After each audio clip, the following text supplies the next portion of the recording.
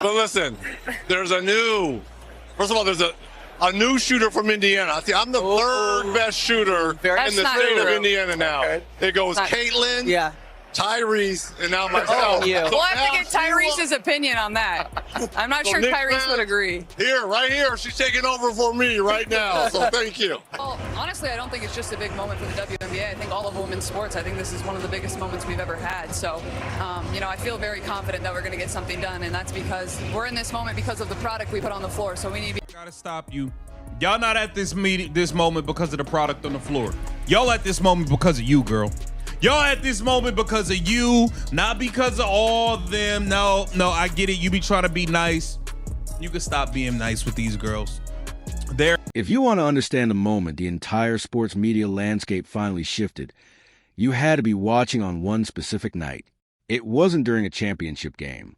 It wasn't at a press conference for a blockbuster trade. It happened in a broadcast booth high above the most famous court in the world. On February 1st, 2026, Caitlin Clark didn't just join an NBC pregame show. She walked into Madison Square Garden, the mecca of basketball, and quietly staged a revolution. What looked like a simple guest analyst spot was in reality a meticulously executed power play. It was a declaration of independence, a masterclass in brand building, and a stark warning to the old guard professional sports. While everyone was waiting for a game between the Lakers and Knicks to start, they missed the main event happening right on their screens. Welcome to the team, Caitlin Clark. Yes. First time in MSG for a Knicks game, so it's pretty cool. I know, it's our first Knicks game, first time feeling the atmosphere. We got to get you to play on this court one day. We have to talk to Adam about that. Can we make it mellow? Honestly, if there's someone Even if it's a preseason game, we got to get it done. I don't think the Liberty will want to move a game over here, but we'll play anybody. It'll be fun. Yeah. How could you describe maybe the atmosphere your first time in it? Well, I think as a player, this is kind of when you feel the atmosphere the most, is when you're out on the court warming up. So, there's just a different type of buzz. And obviously, when LeBron comes to town, it's probably really different. But, Knicks fans are crazy, and I love it. I love people that are passionate about basketball, so it's pretty incredible. This is the real story of that night, and how a 24-year-old phenom exposed the fragile foundations of an entire industry.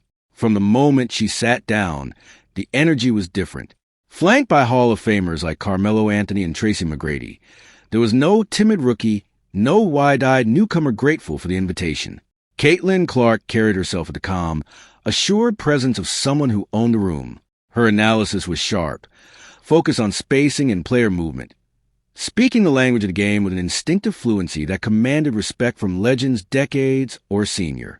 She discussed learning from Luka Dončić's ability to control defenders, breaking it down not as a fan, but as a peer analyzing craft. The body language said everything. This wasn't a crossover attempt. This was a convergence. She was meeting the giant of the NBA eye to eye. And in doing so, she was sending an unmistakable signal to anyone paying attention. Her platform was now equal to theirs. The traditional hierarchy of sports media, where the NBA men's game sits unquestioned at the top, was being politely but firmly ignored. But the true bombshell, the moment that she sent shockwaves through boardrooms, was couched in a seemingly innocuous comment about the future of her own league.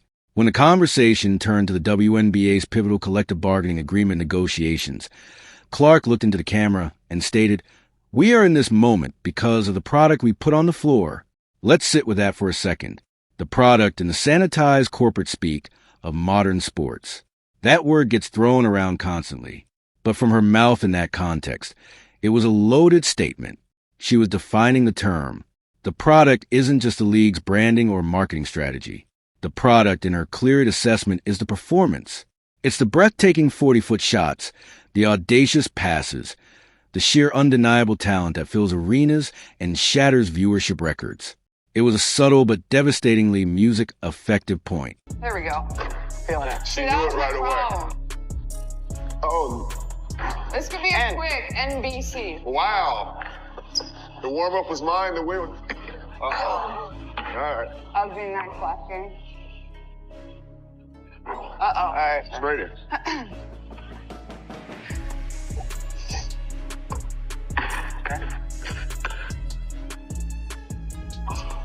In. Guess what? In a game, that would still count for a point. It would. It absolutely would. Can you get this out the net? Now he's talking junk. Uh-oh. Okay. Uh-oh. There we go. Oh, I don't like it.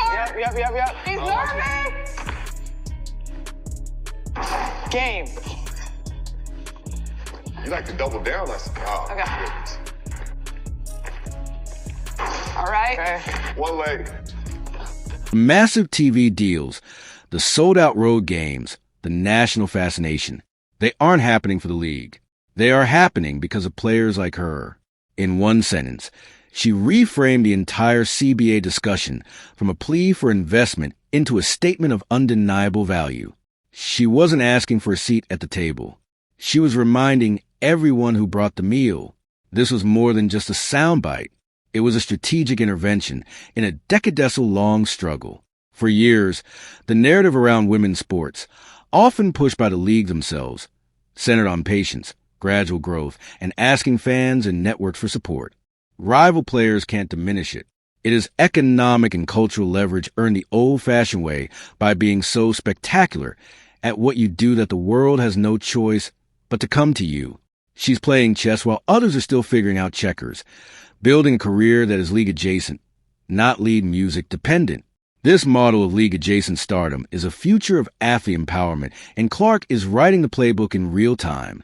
Consider the revenue streams, a WNBA salary. Even a Supermax has a ceiling, but a national TV analyst role, coupled with major endorsements, signature products, and control over her own media narrative, that ceiling is virtually non-existent.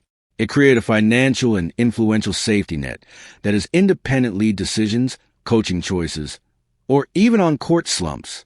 Furthermore, this multi-platform presence makes her a crossover icon, normalizing her greatness for an NBA-dominant audience and bringing new eyes back to the WNBA on her terms.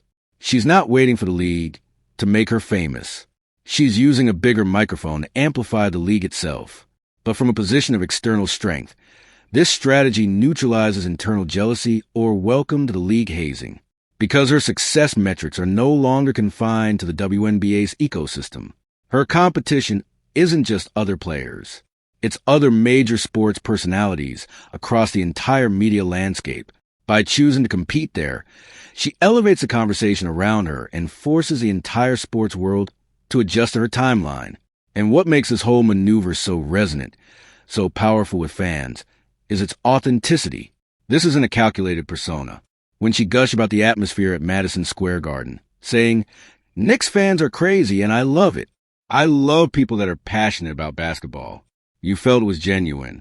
It was a reaction of a pure competitor who feeds off that energy, not a corporate spokesperson delivering a focus group tested line.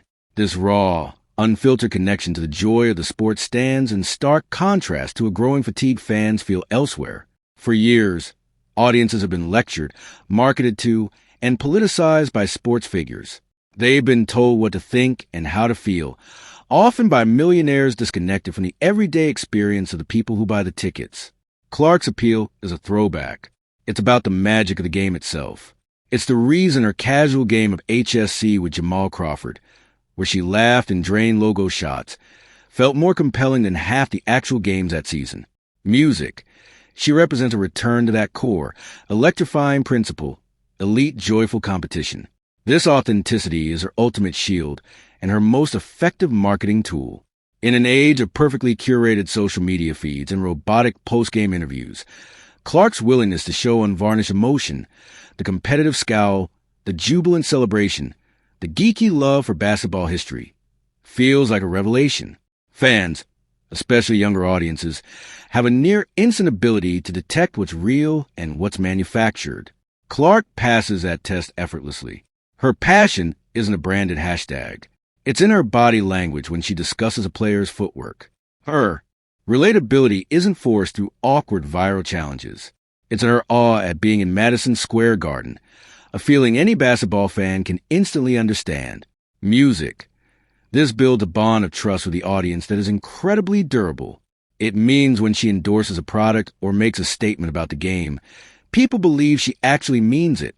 This genuine connection is what transforms casual viewers into devoted fans and turns her public appearances into cultural events. She's not selling a persona. She's sharing her obsession, And in doing so, she's reminding millions why they fell in love with sports in the first place before the noise and the politics clouded the view. This revolution isn't happening in a vacuum. Look at the landscape Clark is ascending within. The WNBA itself is in a period of massive transformation and some internal turmoil. In the very same season, her former rival turned teammate at Indiana was making headlines. Music, the New York Liberty, the 2024 champions, fired their championship-winning coach, Sandy Brondello, after a disappointing follow-up season.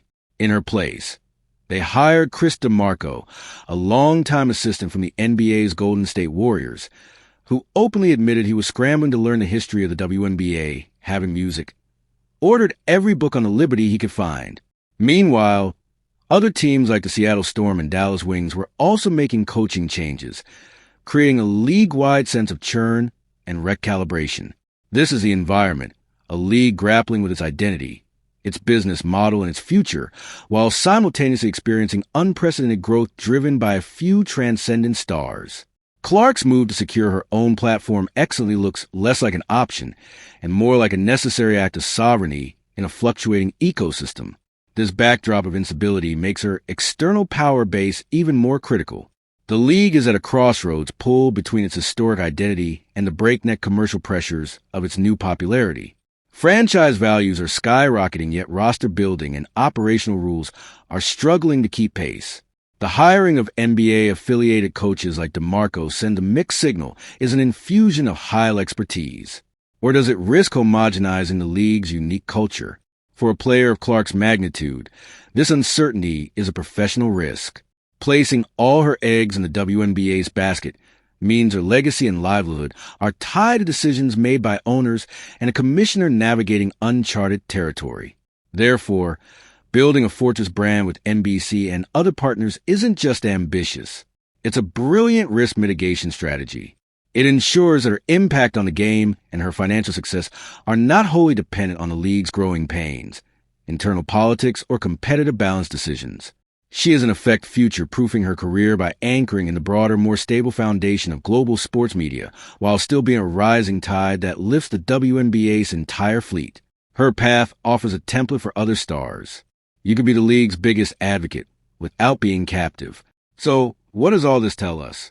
Caitlin Clark's seamless conquest of the NBC broadcast booth exposes a fundamental truth that the sports industry has been nervously avoiding. The market is screaming what it wants. It wants transcendent talent. It wants authentic charisma. It wants the unapologetic pursuit of greatness. People will pay to see magic, and they will follow those who perform it. The product that matters most is, and always has been, excellence.